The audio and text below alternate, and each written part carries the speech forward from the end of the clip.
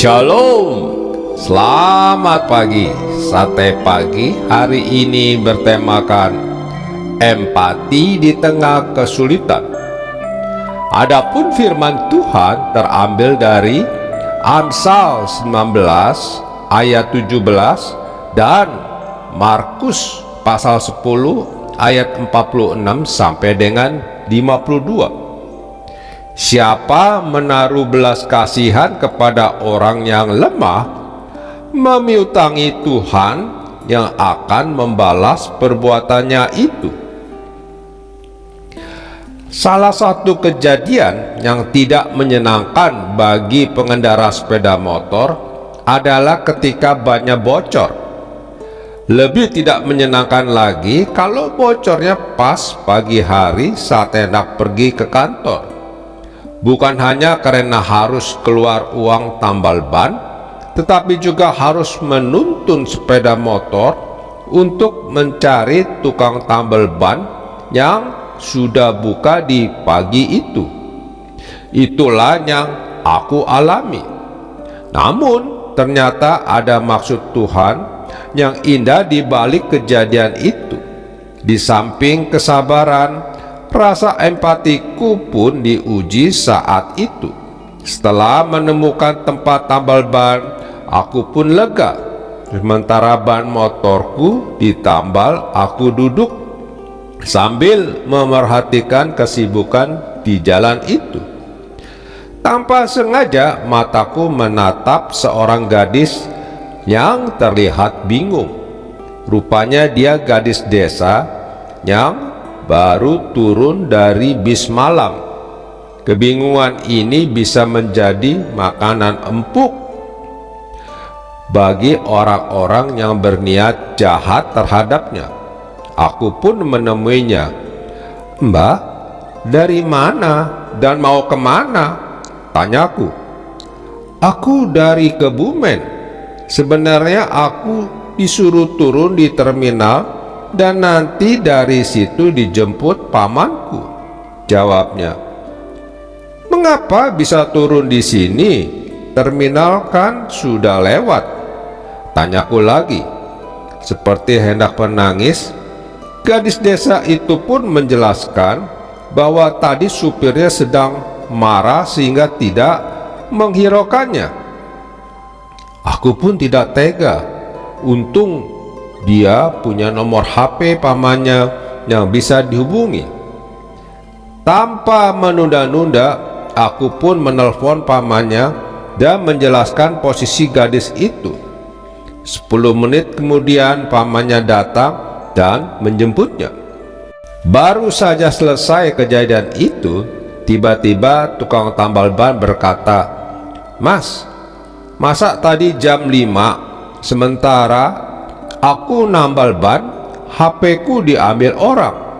Hal itu memang memungkinkan karena dia sendirian, sementara HP itu ditinggal di bedeng kecil yang cukup terbuka. Apalagi jam 5 sudah banyak orang di tempat itu. Aku pun kasihan. Namun aku hanya bisa membantu menelpon ke HP itu. Tidak ada jawaban. Akhirnya aku kirim pesan sambil menyisipkan wejangan rohani. Belum ada hasil, tetapi paling tidak ada harapan. Kisah ini mungkin sederhana, ujiannya pun tidak terlalu berat, tetapi justru seringkali manusia gagal melewati ujian seperti itu. Sebagai contoh adalah sikap orang-orang yang mengikuti Yesus terhadap Bartimeus. Boro-boro berempati, mereka malah menegur Bartimeus ketika dia berseru kepada Yesus. Sikap sebaliknya ditunjukkan oleh Yesus. Karena empati itu, maka Yesus mau menemui Bartimeus dan menyembuhkannya. Yesus memang teladan di dalam masalah berempati. Bahkan ketika berada di kayu salib pun, Yesus tetap berempati kepada salah seorang penjahat yang disalib bersama dengan dia. Sebenarnya hal-hal kecil yang kita lakukan dalam rangka berempati kepada orang lain merupakan latihan bagi rasa belas kasihan kita. Jika kita tulus dalam hal kecil, maka kita akan siap untuk berempati kepada mereka yang mempunyai masalah berat. Dan di balik semua ujian berempati itu, ada kemungkinan bagi pembentukan karakter kita. Amin.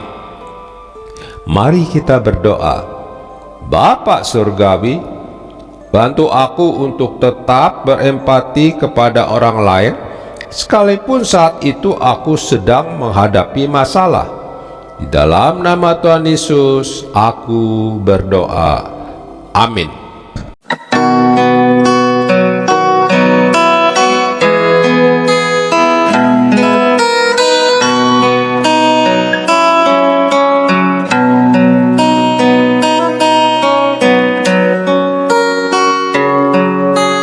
Tuhan, pimpinlah aku sampai ujung jalanku, sertamu aku selamat, kasih-Mu memberi berkat. Pimpin Tuhan, pimpinlah aku dalam susah dan senang. Tuhan, pimpinlah aku.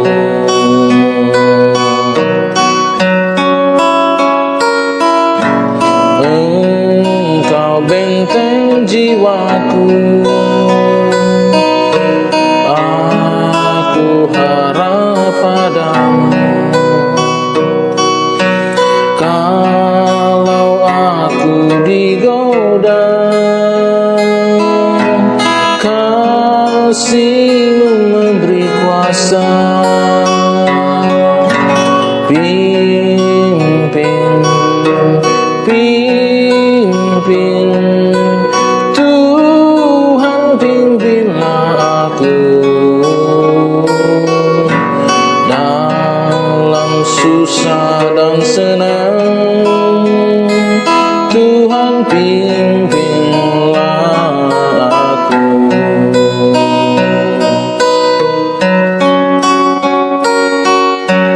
Tuhan, pimpin aku terus pada jalan yang lurus, sampai negeri yang kudus, tempat kulihat Yesus. Pimpin Tuhan, pimpinlah aku dalam susah dan senang. Tuhan, pimpinlah aku. Pimpin Tuhan, pimpinlah aku dalam susah dan senang. Tuhan, pimpinlah aku dalam susah dan senang. Tuhan, pimpinlah